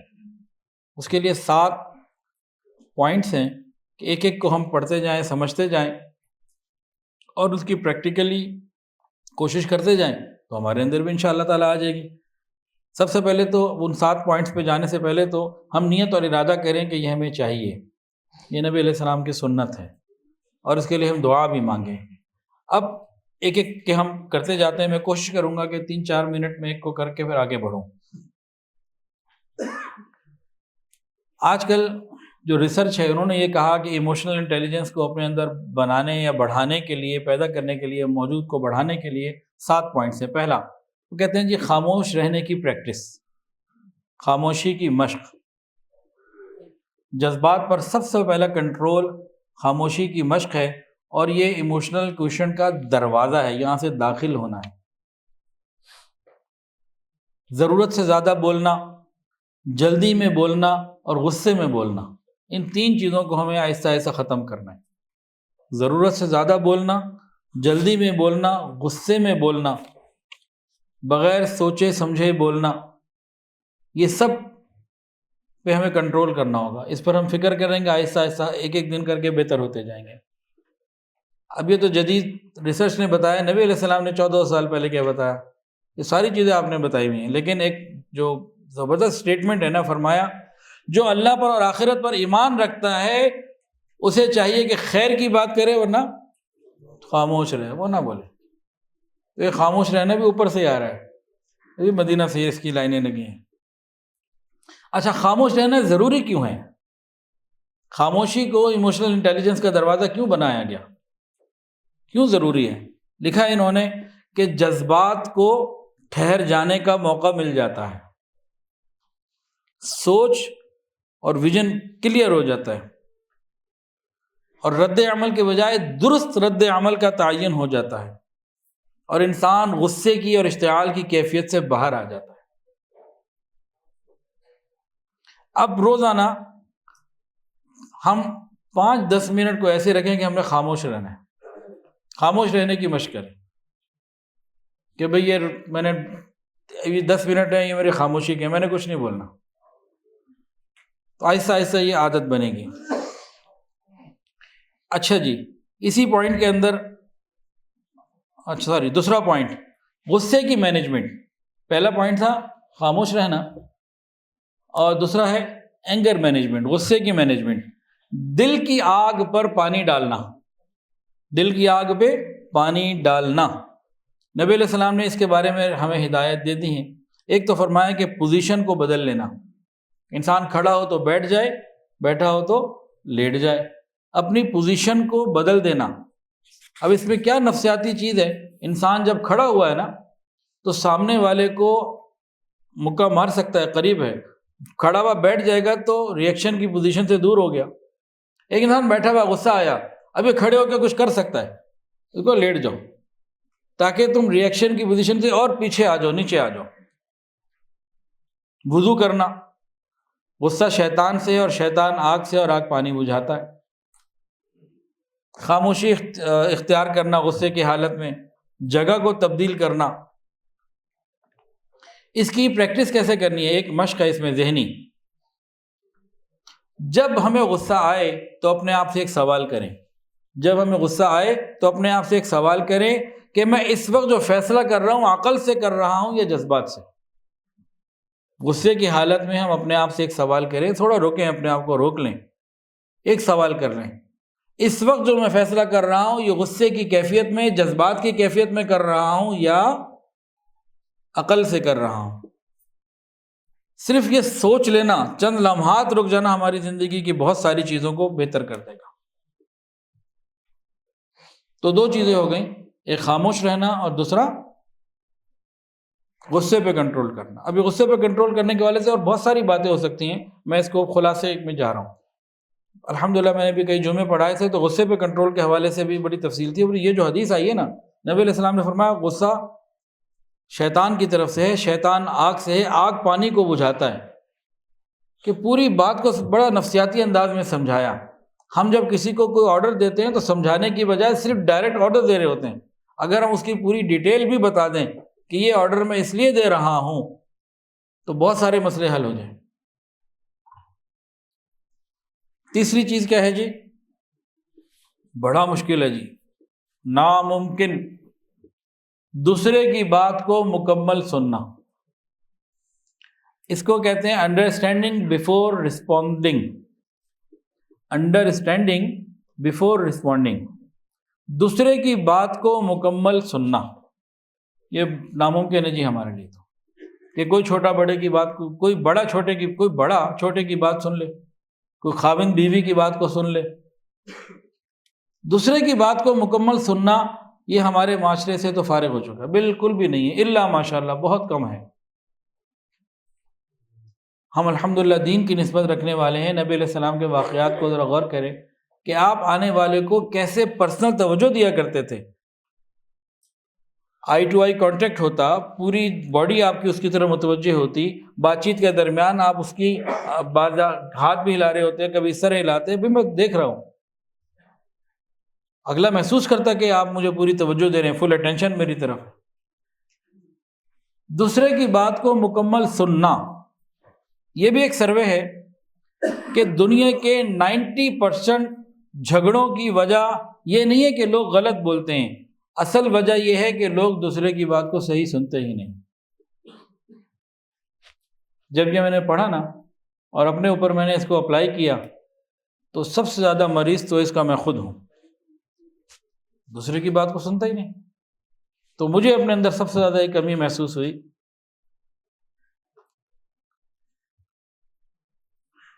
تو یہ ہمارے معاشرے میں بہت مسئلہ ہے. دوسرے کی بات مکمل سننے کے فائدے کیا ہوتے ہیں؟ دوسرے کی بات مکمل سننے کے فائدے کیا ہوتے ہیں؟ غلط فہمیاں کم ہوتی ہیں، انسان حقیقت تک پہنچ جاتا ہے، دوسرے کے دل میں اعتماد پیدا ہوتا ہے، تعلق مضبوط ہوتا ہے. اور قرآن مجید نے کیا فرمایا؟ فَبَشِّرْ عِبَادِ الَّذِينَ يَسْتَمِعُونَ الْقَوْلَ فَيَتَّبِعُونَ أَحْسَنَهُ أُولَٰئِكَ الَّذِينَ هَدَاهُمُ اللَّهُ وَأُولَٰئِكَ هُمْ أُولُو الْأَلْبَابِ. میرے بندوں کو بشارت دے دو، کن کو؟ جو توجہ سے دوسرے کی بات سنتے ہیں، جو کان لگا کر سنتے ہیں، جو فَيَتَّبِعُونَ أَحْسَنَهُ یعنی اللہ اور اس کے رسول کی بات توجہ سے سنتے ہیں. اسی کی تفسیر میں پھر یہ بھی ہے کہ دوسرے کی بات کو بھی سنتے ہیں. فَيَتَّبِعُونَ أَحْسَنَهُ انہی کو پھر جنت کی بشارتیں ہیں، یہی ہدایت پر ہیں. اب ہم یہ کیسے اپنے اندر لائیں، اس کی پریکٹیکل ایکسرسائز کیسے ہو؟ تو اس میں عملی مشق ہمیں کیسے کرنی ہے؟ نمبر 1 پوائنٹ، بولنے والے کو بیچ میں مت ٹوکیں، اس کی بات پوری ہونے دیں. اپنے چہرے سے، باڈی لینگویج سے ظاہر کریں کہ آپ اس کی بات سن رہے ہیں. کئی دفعہ اگلا بول رہا ہوتا ہے نا، ہم اگنورنس دے رہے ہوتے ہیں، اس کے دل میں احساس پیدا ہوتا ہے کہ میری تو کوئی ویلیو ہی نہیں ہے.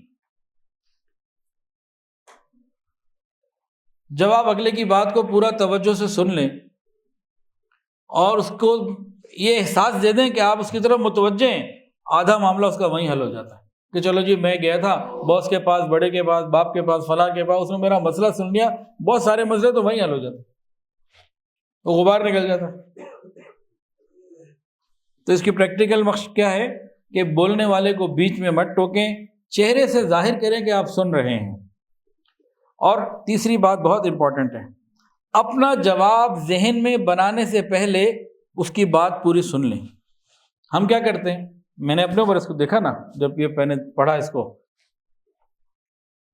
ہوتا کیا، ایک آدمی میرے پاس آتا ہے، ابھی وہ بات پوری نہیں کر رہا ہوتا، میں اپنا ڈیسیژن اندر لے چکا ہوتا ہوں۔ پھر کئی دفعہ میں نے غور کیا کہ میں ایک ڈیسیژن لے چکا تھا، لیکن جب اس کی بات پوری سنی تو معلوم ہوا کہ جو میں نے ابھی ڈیسیژن لیا تھا وہ ٹھیک نہیں تھا، میرے پاس پوری تحقیق ہی نہیں تھی۔ تو جب میں نے اپنی اس غلطی کو چیک کرنا شروع کیا تو پتہ لگا کتنی بڑی بڑی غلطیاں ہم ایسے آپس میں کر جاتے ہیں، اگلے کی پوری بات ہی نہیں سنتے، پہلے ہی ایک فائر مار دیتے ہیں۔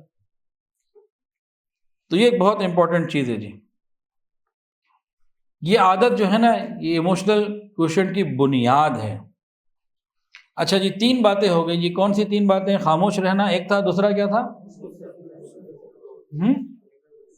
غصے کو مینیج کرنا، اور تیسرا کیا تھا؟ دوسرے کی بات کو توجہ سے سننا۔ دوسرے میں بیوی بھی آتی ہے نہیں آتی؟ اور جو مستورات بیٹھی ہیں خاوند بھی آتا ہے کہ نہیں آتا؟ ٹھیک ہے نا، دوسرے کی بات کو توجہ سے سن لینا۔ ہاں، اگر دوسرا کیا کہتے ہیں، اس میں آداب گفتگو ایک بیان ہوا تھا، اس کے اندر یہ گفتگو کے آداب میں ایک بات آئی تھی کہ بات کو مختصر اور جامع بھی کرنا۔ اچھا جی، چوتھی بات، سمجھ کر جواب دینا، ریئیکشن نہیں، رسپانس۔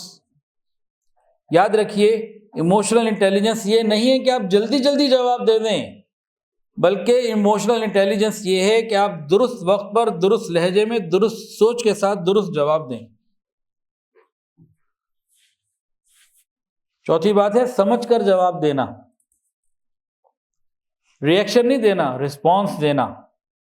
ایموشنل انٹیلیجنس یہ نہیں ہے کہ ہم جلدی سے جواب دے دیں، فوراً نہیں، بلکہ درست بات کو درست لہجے میں، درست وقت پر، درست طریقے سے کہنا، یہ ہے ایموشنل انٹیلیجنس۔ اس پہ ہمیں درست بات کو سمجھ کر جواب دینا، یہ کرنا پڑے گا۔ سوال، سمجھ کر جواب دینا کیا ہے؟ سمجھ کر جواب دینا کیا ہے؟ جواب اس کا یہ ہے، بات سمجھ کر جواب دینا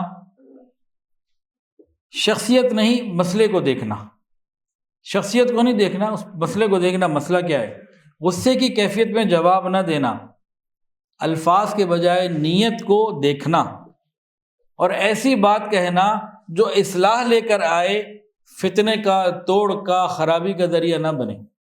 سمجھ کر جواب دینا، اس میں 4 باتیں ہیں۔ شخصیت کو نہیں دیکھنا، مسئلے کو دیکھنا ہے۔ غصے کی کیفیت میں جواب نہیں دینا، الفاظ کے بجائے نیت کو دیکھنا، اور ایسی بات زبان سے نکالنا جو جوڑ کا، اصلاح کا، خیر کا ذریعہ بنے، اور ایسی بات نہ بولنا جو لڑائی کا، فتنے کا، خرابی کا ذریعہ بنے۔ اب اس کی عملی مشق کیا ہے؟ جواب دینے سے پہلے چند سیکنڈ رک جائیں۔ جواب دینے سے پہلے تھوڑا سا ہولڈ کر لیں، چند سیکنڈ رک جائے۔ یہ چند سیکنڈ کا رک جانا ہماری زندگی میں بہت بڑی بڑی تبدیلی لے آئے گا، اور ہم جذبات سے نہیں، دانائی سے جواب دے رہے ہوں گے۔ وہ کیا ہمارے ہاں مشہور ہے کہ پہلے تولو پھر بولو، کہ پہلے بولو پھر تولو؟ پہلے تولو پھر بولو۔ اس تولنے میں کتنی دیر لگتی ہے؟ چند سیکنڈز، 2، 5، 10 سیکنڈز کی بات ہے ٹوٹل۔ ہم جواب دینے سے پہلے چند لمحات، چند سیکنڈز رکنا شروع ہو جائیں، آپ دیکھیں یہ زندگی صحیح ڈگر پہ آنا شروع ہو جائے گی۔ 5ویں بات، یہ بھی ہم سے نہیں ہو سکے گا، بہت مشکل ہے، انا چھوڑ دینا، معافی مانگنے میں پہل کرنا۔ 5ویں بات، یہ بھی ہم سے نہیں ہو سکے گا، بہت مشکل کام ہے۔ انا چھوڑ دینا، معافی مانگنے میں پہل کرنا، اور الحمدللہ معافی مانگنے میں پہل کرنے میں پورے الکاف میں میرا مقابلہ نہیں کوئی کر سکتا۔ آپ جس سے مرضی جو مرضی جا کے پوچھ لیجیے گا.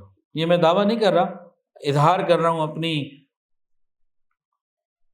اگلے کی بھی غلطی ہو تو غلطی بھائی میری ہے بھائی, بس چلو آگے چلو بھائی.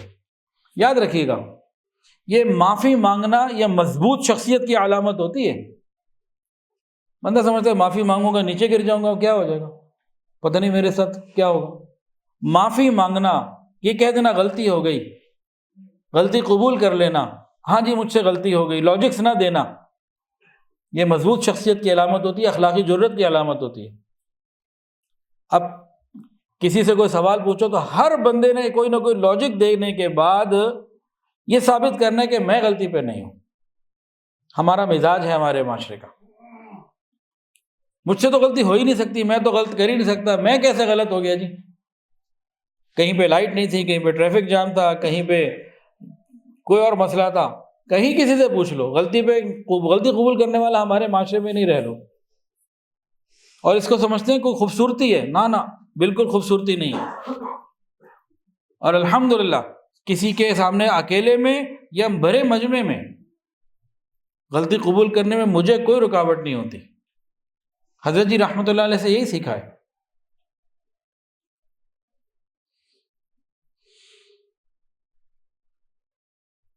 چند دن پہلے میں نے ایک چیز شیئر کر دی, گروپ میں 12,000 بندہ تھا. بعد میں پتہ لگا مجھ سے غلطی ہو گئی, ان 12,000 بندوں کے سامنے میں نے کہا جی مجھ سے غلطی ہو گئی.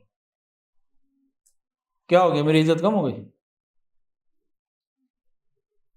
انا کو پیچھے ہٹا کے معافی مانگ لینا, غلطی قبول کر لینا, یہ ایک بہت اہم چیز ہے. یاد رکھیے یہ انا ایموشنل انٹیلیجنس کی سب سے بڑی دشمن ہے.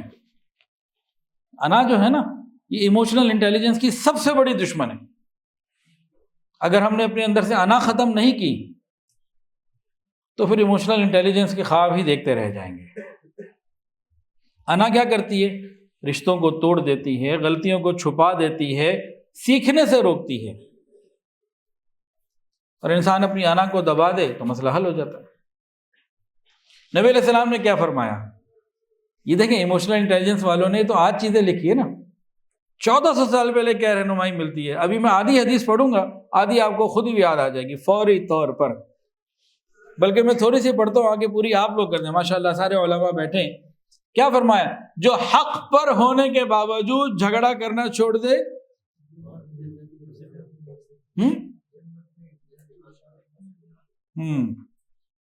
خالی بشارت کا لفظ نہیں حضرت, ضمانت کا لفظ ہے. بشارت کا لفظ بھی بہت بڑا آقا کی زبان سے نکلے, لیکن ضمانت کا لفظ تو کچھ اور لفظ ہے.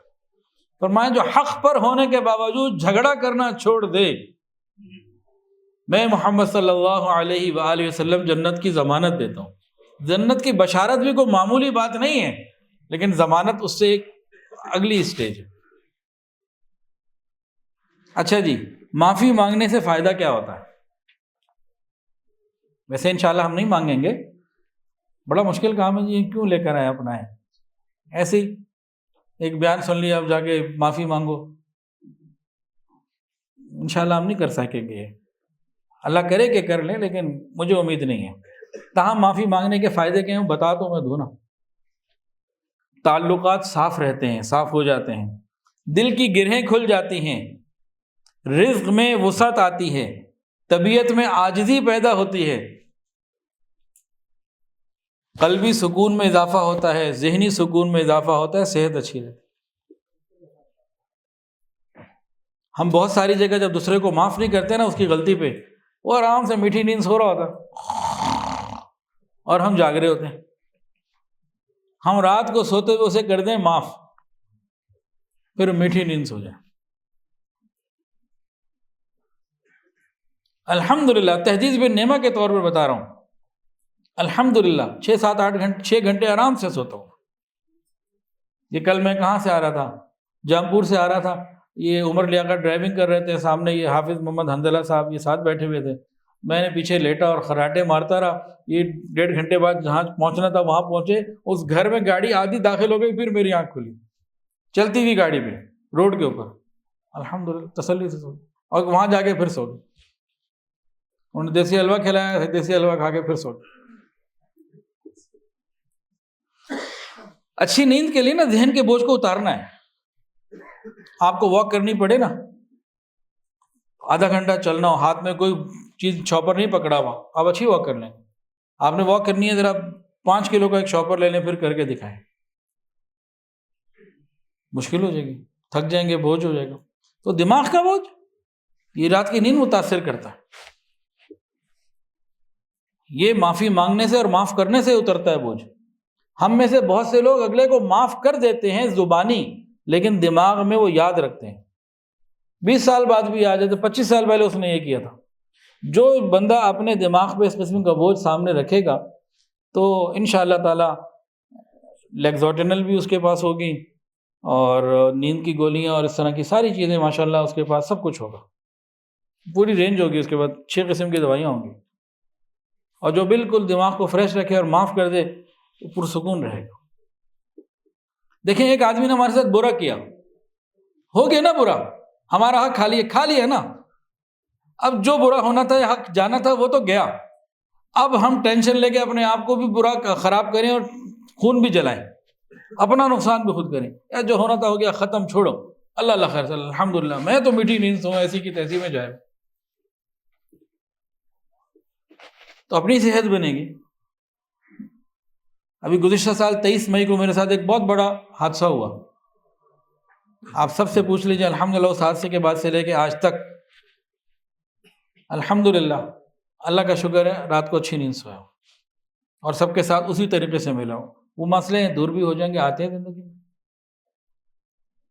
اب اسی مسئلے کو لے کے میں 24 گھنٹے روتا رہوں اور اس کو غم بنا لوں، ہائے یہ ہو گیا، ہائے وہ ہو گیا، اسی رام کہانی کو جتنا انسان اپنے ساتھ ہوئے ہوئے تکلیفوں کو، واقعات کو دہراتا رہتا ہے، اس کی اپنے دماغ کے اندر خرابیاں پیدا ہوتی ہیں، اپنا سکون خراب ہوتا ہے۔ ارے جو برا ہونا تھا ہو گیا، اب پریشان ہونے سے، اس کو بار بار ذکر کرنے سے، اس سے ہر جگہ ذکر کرنے سے، اس نے یہ کر دیا، اس نے وہ کر دیا، کیا وہ پریشانی دور ہو جائے گی؟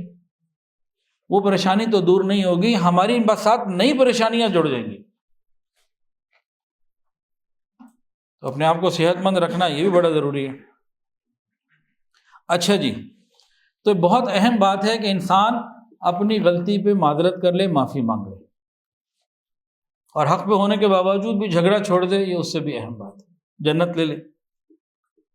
اب اس کی عملی مشق کیا ہے، جو ہم نے کرنی تو نہیں ہے لیکن سن لیتے ہیں۔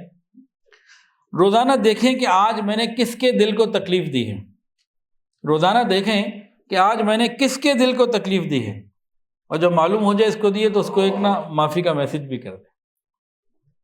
ہاں 27ویں روزے کو ہم 27ویں شب میں کر دیں گے، واٹس ایپ پہ وائرل کر دیں گے، 15 شعبان کو بھی کر دیں گے، وہ ٹوپی ڈرامہ ہے، وہ معافی نہیں ہوتی ہے۔ اچھا جی، تو جس کو ہم نے تکلیف دی ہے تو اس سے ہم معافی مانگنے کی عادت بنائیں۔ دیکھیں اللہ کیسے عزتیں دیتے ہیں، اللہ عزتوں کو بڑھاتے چلے جائیں گے انشاءاللہ تعالی۔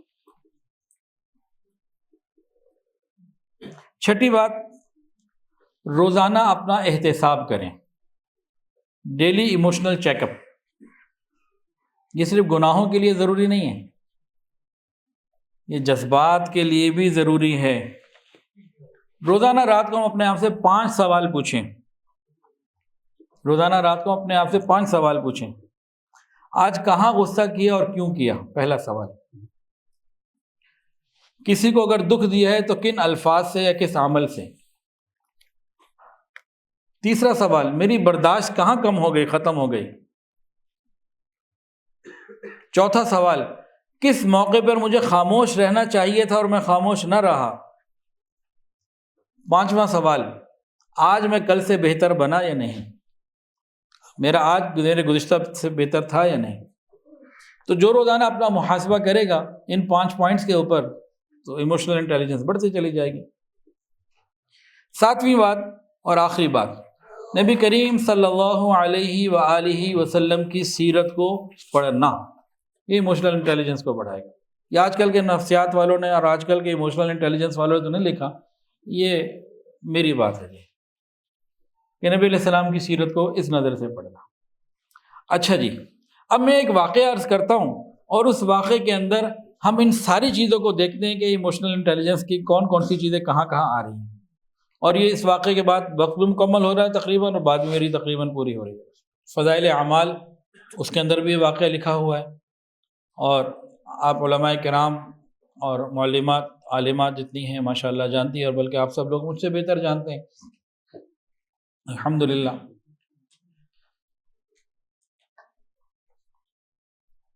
یہ واقعہ دو صحابہ کے درمیان ہے، اور اس میں نبی علیہ الصلوۃ والسلام کو بھی بیچ میں شامل کیا گیا، اور ایک صحابی کے رشتہ دار خود شامل ہوئے۔ واقعہ ہوا دو صحابہ کے درمیان، پھر ایک صحابی نے نبی علیہ السلام کو معاملے میں انوالو کیا، اور ایک صحابی کے رشتہ دار خود انوالو ہوئے۔ تو یہ معاملہ اس طریقے سے ہے، دو صحابی تھے، دونوں دوست، دونوں پیارے، دونوں جنتی، ایک جناب صدیق اکبر رضی اللہ تعالیٰ عنہ اور ایک ربیعہ اسلمی رضی اللہ تعالیٰ عنہ، یہ دو صحابہ کرام۔ بات چیت ہو رہی ہے، کسی موقع پہ بات چیت کے دوران حضرت ابوبکر صدیق رضی اللہ تعالیٰ عنہ نے ربیعہ اسلمی رضی اللہ عنہ کو سخت جملہ بول دیا، کوئی ایسا جملہ جو نہیں بولنا چاہیے تھا، ان کے شان کے مطابق نہیں ہوگا، ان کو سخت بات ان کو بول دیا، نکل گیا۔ نکلنے کے فوراً بعد احساس ہوا، کہا ربیعہ یہ میں نے تم سے سخت جملہ بول دیا، بدلہ لے لو میرا، تم بھی مجھے سخت جملہ بولو۔ کہا نہیں میں نہیں آپ کو سخت، کہ لے لو مجھ سے سخت جملہ، میں نے بولا تم بدلہ ہو جائے، ابھی ہاتھ کے ہاتھ کام برابر ہو جائے۔ کہ نہیں میں نہیں لے سکتا، اگر تم نے نہیں لیا نا، میں جا کے نبی علیہ السلام کو شکایت لگاؤں گا، جا کے عرض کروں گا میں نے اس کو سخت جملہ بولا ہے، میرے سے بدلہ نہیں لے رہے، ابھی جاتا ہوں نبی علیہ السلام کو۔ میں کہا نہیں، میں پھر بھی نہیں بولوں، ابھی الفاظ سارے میرے ہیں، فضائل اعمال میں آپ نے اس کو پڑھا ہے۔ اب ابوبکر صدیق رضی اللہ تعالیٰ عنہ تو وہاں سے اٹھ کے گئے نبی علیہ السلام کے پاس۔ اب پیچھے کون ہے؟ ربیعہ اسلمی رضی اللہ تعالیٰ عنہ، ان کے قبیلے والے رشتہ دار آ گئے، یہ دیکھو بھائی کیا کر رہے ہیں، غلط بات بھی خود کریں، غصہ بھی خود کریں، غلط بندے کے سخت جملہ، غلط سے مراد اللہ مجھے معاف فرمائے، سخت جملہ بھی خود بولیں اور پھر ناراض بھی خود ہوں، تو یہ کیا ہے؟ اب ربیعہ اسلمی نے کیا جواب دیا، ہم سب کو معلوم ہوگا۔ انہوں نے کہا یہ ابوبکر ہیں، ان کو اگر میں نے سخت جملہ بول دیا تو اللہ اور اس کا رسول ناراض ہو جائے گا مجھ سے، مجھے یہاں زبان سنبھالنی ہے، میں نے ان کے مقام کو دیکھ کے بات کرنی ہے۔ اب کیا ہوا؟ اب اس کو ایموشنل انٹیلیجنس میں ہم دیکھیں تو اس کے اندر مختلف پوائنٹس نکلتے ہیں۔ جناب صدیق اکبر رضی اللہ تعالیٰ عنہ سے ایک سخت جملہ نکل گیا، تو کیا تھا؟ سیلف اویئرنیس، اپنی غلطی کو فوراً پہچاننا۔ سیلف اویئرنیس ہے کہ نہیں؟ فوراً احساس ہوا، اسی کو سیلف اویئرنیس کہتے ہیں، کہ اپنے جذبات، اپنی غلطی اور اپنے لہجے کو فوراً پہچان لیا۔ ایسا ہی ہوا نا؟ ان حضرات کا مقام بہت بلند ہے، سمجھنے کے لیے ہم آپس میں بات کر رہے ہیں۔ دوسرا ان کا کیا تھا؟ صدیق اکبر کا عمل، ریلیشن شپ مینجمنٹ، تعلقات کو باقی رکھنا۔ ربیعہ تم بھی مجھے کہہ دو، دل صاف ہو جائے۔ پہلا تھا سیلف اویئرنیس، دوسرا ریلیشن شپ مینجمنٹ، بھائی تم بھی کہہ دو، یہی برابر ہو جائے، مسئلہ ابھی حل ہو جائے۔ یہ حوصلہ اور یہ ظرف کن کے اندر ہوتا ہے؟ جن کے ہاں رشتوں کی قدر ہوتی ہے، جو رشتوں کی قدر جانتے ہیں۔ اچھا جی، اب حضرت ربیعہ کا کردار دیکھیں، وہاں ایموشنل انٹیلیجنس میں کیا مل رہا ہے؟ سیلف کنٹرول، کہ غصے کا جواب غصے سے نہیں دیا، سخت بات کا جواب سختی سے نہیں دیا، انہوں نے کنٹرول کیا، اپنے اوپر ضبط کیا۔ اب ایموشنل آنیسٹی کیا ہے؟ صدیق اکبر رضی اللہ تعالی عنہ جو نبی علیہ السلام کے پاس گئے، وہ کیوں گئے؟ وہ ان کی شکایت لگانے نہیں گئے تھے، اصل کے اندر تو وہ گئے تھے کہ مجھ سے غلطی ہو گئی تو بدلہ یہ مجھ سے لے لے تو یہی میرا معاملہ صاف ہو جائے۔ یہ اخلاقی جرت جو آج الحمدللہ ہم میں نہیں ہے۔ وہ اس لیے نہیں کہ اس نے مجھے برا کہا، اس لیے کہ میں نے اس کو برا کہا۔ یہ ایموشنل آنیسٹی ہے۔ آج یہ ایمانداری ہمارے یہاں غائب ہے، تو وہ تو یہ شکایت لے کے گئے، ہمارے یہاں الٹا کام ہوتا ہے کہ بھئی یہیں پہ معاملہ صاف ہو جائے۔ اور اب حضرت ربیعہ کو جب خاندان والوں نے کہا، بنو اسلم کے لوگوں نے، یار دیکھو خود ہی سخت بات بول گئے، خود ہی شکایت لگانے بھی چلے گئے، اللہ اکبر کبیرہ۔ حضرت ربیعہ اسلامی نے کیا فرمایا؟ کہا کہ ارے اللہ کے بندو، یہ ابو بکر ہیں، اگر یہ ناراض ہو گئے تو اللہ اور اس کا رسول ناراض ہو جائے گا۔ یہ کیا ہے؟ یہ روحانی ذہانت ہے، پرائیورٹی انٹیلیجنس ہے۔ اپنے عمل کو اللہ اور اس کے رسول کے حکم کے مطابق بنانا ہے۔ اپنا عمل جو ہے دوسرے کا عمل نہ، ہمارے عمل کی بنیاد دوسرے کا عمل نہ بنے، ہمارے عمل کی بنیاد دوسرے کا عمل نہ بنے، ہمارے عمل کی بنیاد اللہ کا حکم، نبی کا طریقہ ہو، ہمارے عمل کی باغ دوڑ میرے اپنے ہاتھ میں ہو۔ یہ ہے چیز۔ پھر چھٹی بات اس میں کیا ہے؟ نبی علیہ الصلوۃ والسلام کے پاس جب آئے تو آپ نے کیا کیا؟ آپ نے جھگڑے کو بڑھانے والی کوئی بات نہیں کی، معاملے کو حل کرنے والی بات کی، اور آپ نے کیا فرمایا ربیعہ کو کہ ربیعہ آپ نے اچھا کیا، آپ کو جواب دینا نہیں بنتا تھا۔ اب صدیق اکبر کو بھی تسلی دینی تھی، ان کا بھی تھا کچھ ہو جائے تو میں کچھ مداوع کروں، وہ یہی چاہتے تھے نا کہ وہ مجھے کچھ بول دے تاکہ برابر ہو جائے۔ تو نبی علیہ السلام نے فرمایا کہ ابو بکر، اس نے اچھا کیا تو میں جواب نہیں دیا، تم کیا کرو، تم اس کے لیے دعائے مغفرت کر دو کہ اللہ ربیعہ کی مغفرت فرما دے۔ بھئی آپ نے غلطی کی نا، آپ سے غلطی ہو گئی، آپ چاہتے ہیں کہ وہ بھی غلطی کرے؟ نہیں، انہوں نے نہیں کیا، بہترین۔ اب آپ کیا کریں؟ آپ ان کے لیے دعائے مغفرت کریں، رحمت کی اللہ سے دعا مانگ لیں۔ یعنی سمجھا دیا کہ دعاؤں سے دل صاف ہوں گے، بدلے سے صاف نہیں ہوں گے۔ یہ ہے کانفلکٹ مینجمنٹ، یہ کانفلکٹ مینجمنٹ ہو گیا۔ اور اس کے بعد صدیق اکبر نے کیا کیا؟ جب نبی علیہ السلام نے یہ فرمایا تو صدیق اکبر رضی اللہ عنہ رو پڑے، اس بات پر روئے۔ یہ کیا ہے؟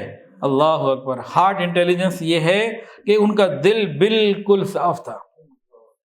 یہ دلوں کی صفائی کی ایک گواہی ہے، اور اس سے یہ معلوم ہوتا ہے کہ رشتے دلوں سے سمجھتے ہیں، دلیلوں سے نہیں سمجھتے۔ رشتوں کی بقا اور ان کی مضبوط باؤنڈنگ اور ترقی اور تعلقات کے اندر گرم جوشی اور محبت، یہ دلوں سے تو ہو سکتی ہے، دلائل سے نہیں ہو سکتی۔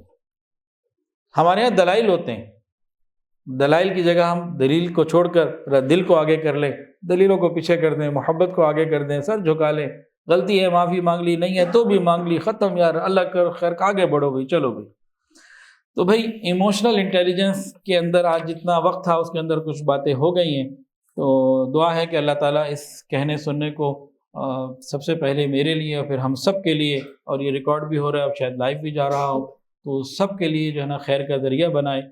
وآخر دعوانا ان الحمد للہ رب العالمین۔